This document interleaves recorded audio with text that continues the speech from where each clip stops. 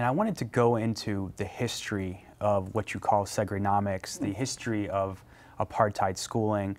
And you talk about how wealthy philanthropists, just as they are today, so invested in public education, they were 150 years ago during Reconstruction in the South. And you sort of chart this history. Let's start there.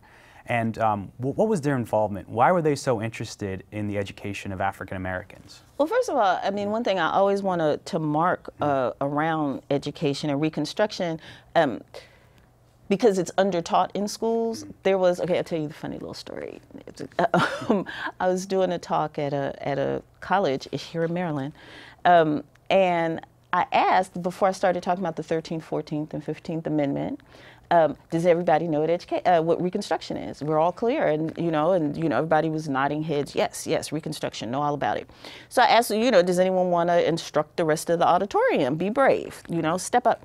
And so one young man was vigorous in his desire to tell me what Reconstruction was, and he raised his hand and waved it around, and so, sir, tell us what it is.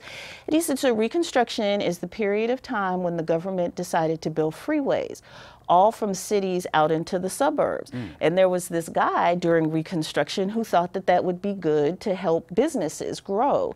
And so Reconstruction is when they paved things. So that has taught me to always stop and make sure that people really understand that this was this 8-10 year period where around education and around voting in particular, and I believe that education and voting rights, education rights and education justice and voting rights and justice really do go hand in hand. For that 8-year period, you had poor white people and black people, newly freed slaves, actually be educated. You had literacy rates going through the roof. You had schools being built. You had educational opportunities expanding. But what it took to achieve that were federal troops. Keeping armed occupation. It was literal, literally you had to have people with guns outside schoolhouses and roaming the streets to make sure that the folks who were opposed to this kind of equality would not reimpose it. As soon as, I won't go into the history of how it happened, but as soon as those troops left, for that 8-10 year period, you got elected officials, you got people reading, you got schools, people are like, yes, freedom has come, it's real. And it means that education is here for us. As soon as they left, state legislatures start to dismantle all of it. They make it illegal for black and white kids to sit in the same room. They make it illegal. They start saying things like, you can't use white tax dollars to educate black children. We have got to segregate the ways that dollars and how we're keeping track of it. But black tax dollars can be used to educate white students. They make it illegal to build schools. They make it illegal. They make clear that there's to be no more education for those who had been formerly enslaved, or that the education they would have would be substandard. Now, we all know that the literal expansion of the country, the economic engine of the country was based on having unpaid slave labor. That's an advantage, and it is creating the wealth all over the country. It's making it possible for businesses, even in the North and as you're expanding west, to do so because you don't have to pay these people much. What starts happening is philanthropists from the North, as well as business folks, corporate folks, philanthropists have always been very friendly with corporate America. They're from the same class. They often grow up in the same ways with the same views. They just kind of veer off into different directions. They start to say, well, what is going to happen to the economic future of America now that we no longer have enslaved people? And now that, they've gotten a little taste of the same education that we have, where there are these conversations about things like democracy, about freedom, where we're not just teaching them skills, we're teaching them ideas.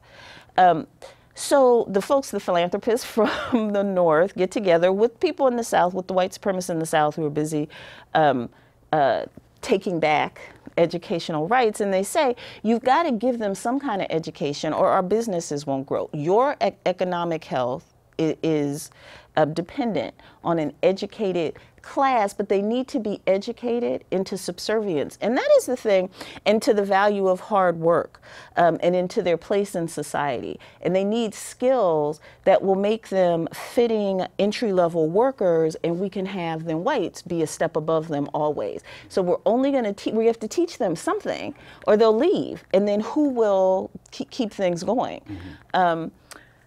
But we don't want to teach them too much. So what philanthropists come in and say, we have a solution to this. Like, you've got white people who are saying, no, we don't want them to have any education. That money for their education needs to be going to educate white people. We don't want, no.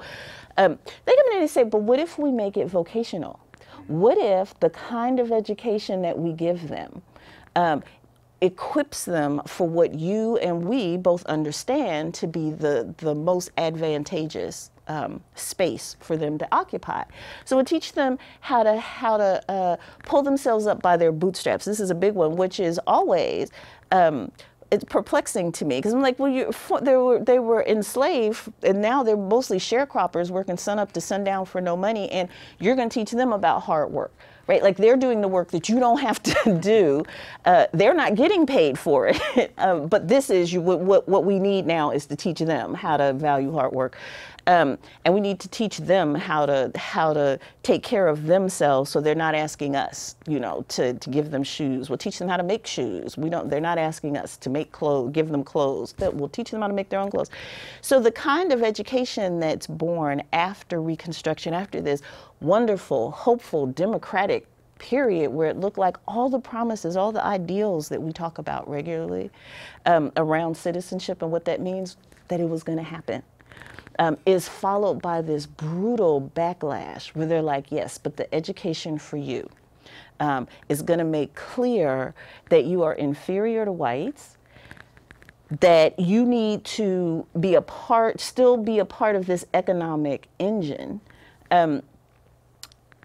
and that it's this or nothing. So your options, are do this, do what we're telling you. Don't worry about why you can't get educated beyond the 5th or 6th grade, why you're only having education for 3 to 4 months out the year versus 9 months, because we need you in the fields. So your school year can't be more than 4 months, because the rest of the time, we need you. Like, don't worry about any of that.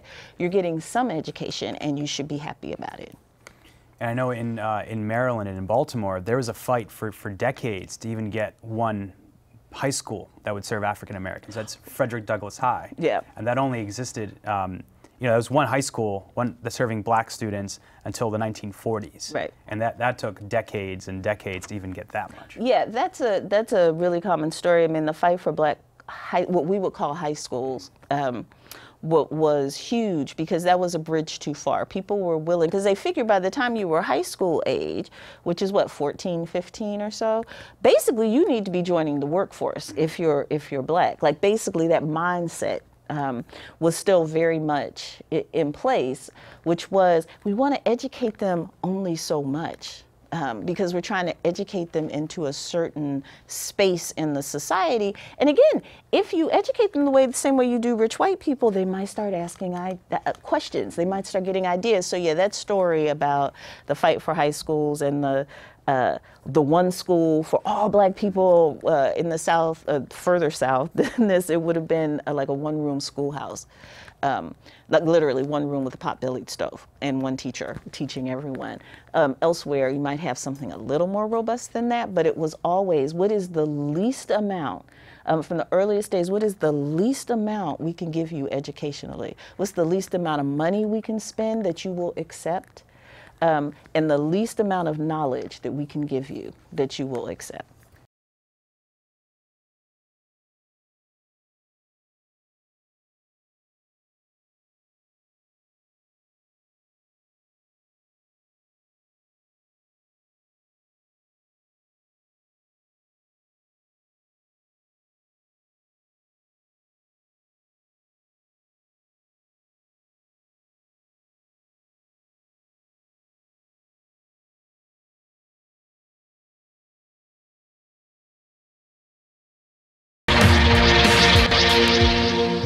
Brown versus Board of Education was obviously a watershed for public education in America.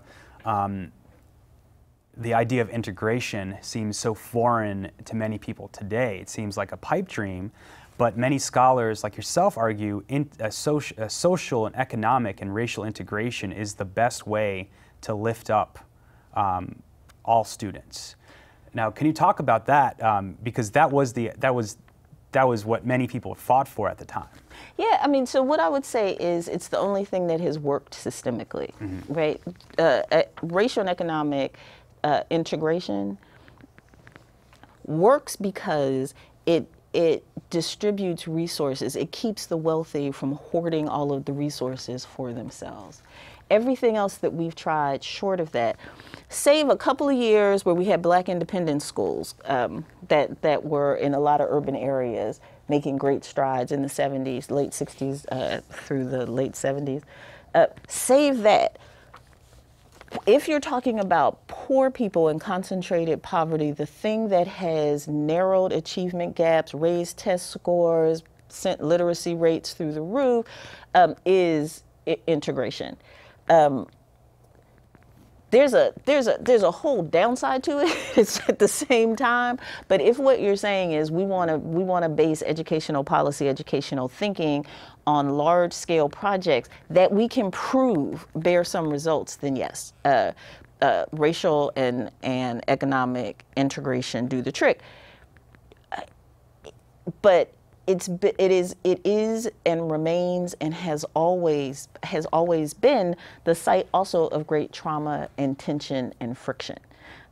Just saying that it's so, just saying that it's right, just saying that it's true, has never led the country at large to accept it. One of the largest social justice marches we've ever had was actually in New York City, where 460,000 people. I mean, that is just a stunning number. 460,000 people took to the streets to demand desegregation. This is right after Brown. This is like 1958.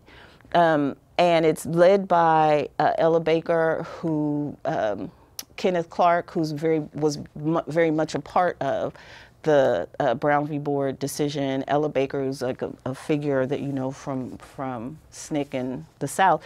No, but they're in New York City and talking about northern schools, and let's desegregate northern schools, which are still some of the most segregated in the country. The fight to segregate, to integrate schools has been long running, and it is one of the longest, most bloody histories, most violent histories that you can tell from post-reconstruction through to today. And you talk about successful models in the Black community, Erica Huggins in Oakland, the Black Panther Community School. Talk about what it was and how it worked, and the efforts to sort of replicate some of the successes elsewhere. Yeah, so by 1968, Black, Latino, Native American parents were clear that public schools were just not going to be their savior. Following Nixon's election, where there's a whole story about him trying to be the most white supremacist president ever. I mean, there's a whole story about that. However, what becomes clear following his election, the deal that he basically makes is, you know, what we're going to do is let all the white people who have moved to the suburbs, and by then you have a mass out-migration of whites to the suburbs. Let's let them have their schools, and they are in no way interested in having large numbers of poor folks, Black folks, Latino folks coming out to the suburbs to their schools. Their tax dollars, their schools is really what they're thinking. And Nixon, they get this president who comes along and is sort of like, okay, vote for me, and I will make sure that this busing thing that y'all don't like, I'll figure it out. He was trying to outflank the right in his own party. Yeah, yeah, because he had George Wallace, who had sprung to fame in the late 60s, the late 50s, proclaiming segregation now, segregation in the past, segregation forever. Standing in the University of Alabama schoolhouse door, literally putting his body between the young black man trying to integrate the school, as the Supreme Court had said. So he had all kinds of white supremacist credibility. Like, he had all kinds of, we know if he says he's for school segregation, we know the lengths that he's willing to go to. Nixon has to figure out, how do I win when this guy is really ginning up a whole lot of enthusiasm, because he's out front and saying, I believe people should be separate, which again is a part of a Northern story that we don't talk about very often, like how hard Northern whites fought for segregation. We tend to sort of demonize the South and have it be like, that's those people. In the Deep South, the slaveholding states, they were just terrible. But then you start to look at the northern stories, where people will tell you Chicago was the most segregated. Martin Luther King said he'd never faced racism. Cicero, Illinois, for him, where he got stabbed, was not in the South. He got stabbed in Illinois. He said, these are the most racist white people I've ever come across. And so when Nixon starts passing bills left and right, Joe Biden, our former vice president, sponsors a bill saying, it is now illegal to use federal dollars to buy gas for buses if you're going to use those buses to integrate the suburban schools, or to bus white kids to the urban area, or but whatever. If there's any kind of desegregation plans, no buses for you, no gas for you.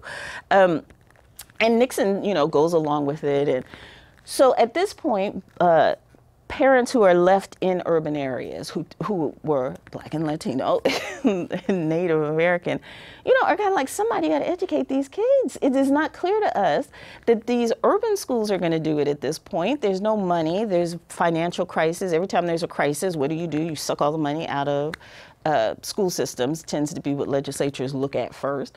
The schools are in horrible shape, falling apart. Nobody's getting educated. There's fights, there's disorder. So they start their own schools. And almost every successful story that you have, and there were almost 450 of these Black independent schools, just the Black independent schools. There's about 450 of them, and almost all of them start with, I had to educate my kids. Like, I couldn't let my kid go to these schools. So then I figured, well, why not, start a school and start. And so Erica Huggins is a part of the Black Panthers. She starts the community school. We usually call it the Panther School, is what it's kind of known at, but it was literally called the East Oakland Community School. And she was so far ahead of her time. She's still working in education. She still consults. The school that she put together, she was 23. A young mother. Huey Newton says, start a school. Education is important. Now we're going to need you to educate the youth. Go.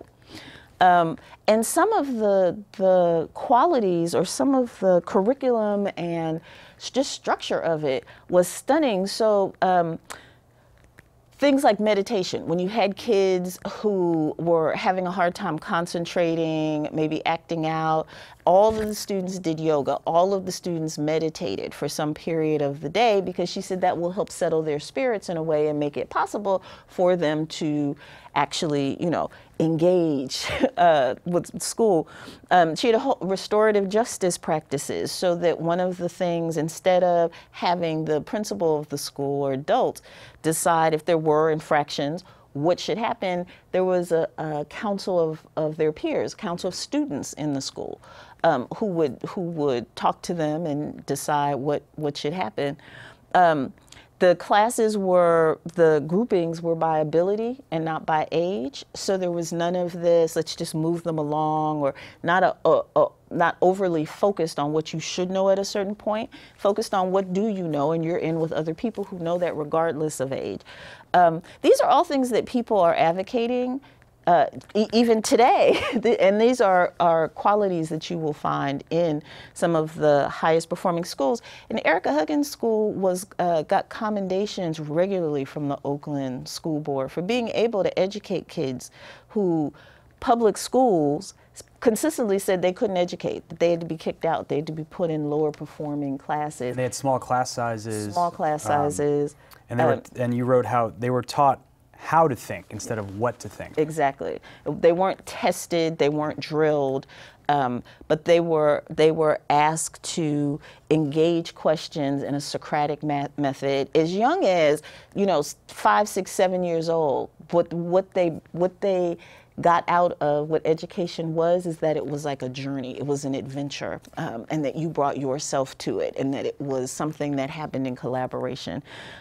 And she fed the kids, and there were doctors. I mean, all of the kids got breakfast and lunch and a snack. As part of the broader Black Panther program. Yes, but the schools, yes, if you were in the school, yeah. You got, which is what actually the free lunch program Nixon ended up stealing, He borrowed it, and because he was like, boy, these Panthers are making a lot of headway because they're feeding the kids, and one of the things that I can do to fight that is if I feed the kids, then the Panthers won't be quite so popular.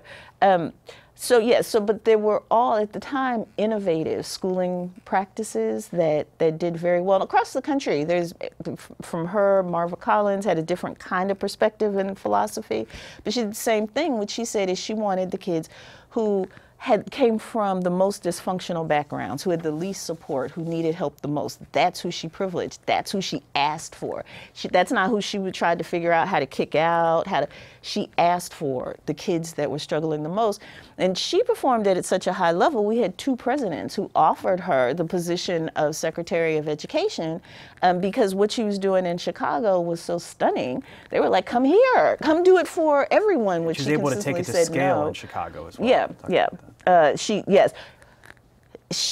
It required her presence, however. She was never really able to figure out how to have other people other than her or her kids do it. But if you were at Northside Prep or Westside Prep, she was so successful that the private schools in Chicago made agreements with her that any 8th grader you send us, it only went to 8th grade, so you went somewhere else for high school. Any 8th grader you send us and you tell us can do the work, we will give a full scholarship to, no questions asked. Because she had such a reputation for, but Ivy Leaf Academy, again, there was 450 of them out in Philadelphia. It was called Ivy Leaf Academy, that had similar results, And the thing for all of them is they decided what was successful based on college graduation, right? They all said, we know we have succeeded. Not when you pass the test, not if you graduate high school, not if you get promoted to the next, whatever. We stay in touch with you. And when you graduate college, because when you graduate college, that makes it possible for you to change the trajectory of the generations behind you. And that's what we think of as the importance of education, and that's when we know we succeeded. We made it possible for you to make that kind of generational innovation. And it worked, And so the idea that you just can't educate kids to the highest levels without kind of restricting behavior and having only certain kinds of kids, we know it's not true. But these are not people, these are not figures that are central to when we talk about education and when we study the history of education and in ed schools, when they're teaching you how to teach and who the master teachers are. These are not names that come up very often. Which is why part of why I think that this book you've written is so important, because it gives this alternative history of education.